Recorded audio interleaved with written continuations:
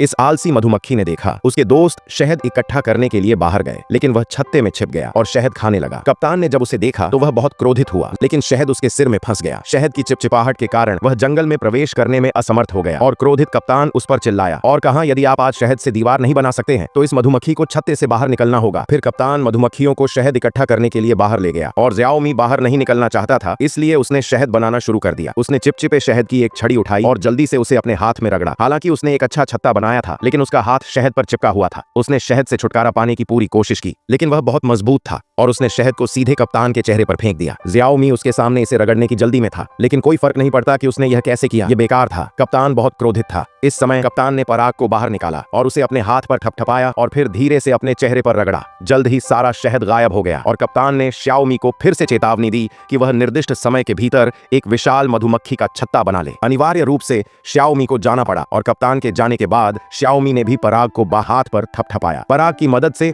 शहद उसके हाथ से चिपकता नहीं था, इसलिए उसने इसे आत्मविश्वास के साथ बनाया। लेकिन जैसे ही उसने छत्ते को छोड़ा वह तुरंत पिघल गया। उसने फिर से पराग को रगड़ा और छत्ते को बनाने के लिए अपने हाथ को एक निश्चित फ्रेम के रूप में इस्तेमाल किया, लेकिन जल्द ही छत्ता फिर से पिघल गया। क्रोधित श्याओमी ने फिर से इसके बारे में सोचा और आखिरकार एक सही समाधान के साथ आया। फिर शाखाओं का उपयोग छह तरफा समर्थन फ्रेम के रूप में किया। फिर उसने शहद को समान रूप से ढेर कर दिया और छत्ता फिर से गिर गया। ज़ियाओमी पूरी तरह से क्रोधित थी और छत्ते को नष्ट करने के लिए तैयार थी, लेकिन जब उसने छत्ते को देखा कि छत्ते के बाहर मधुमक्खियां शहद को सुखा सकती हैं, इसलिए उसने शहद को ठोस बनाने के लिए अपने पंख हिलाए। इस तरह ज़ियाओमी पूरी रात जागती रही और इस समय उसके साथी घर लौट आए थे। हालांकि उसने सफलतापूर्वक एक छत्ता बना लिया था, लेकिन कप्तान अभी भी असंतुष्ट था। यह साबित करने के लिए कि वह बेकार नहीं है, ज़ियाओमी ने बहुत सारा शहद एक साथ रखा और अपने पंखों से एक विशाल छत्ता बनाया। उसके सभी साथी हैरान रह गए और ज़ियाओमी यहाँ बॉस बन गई।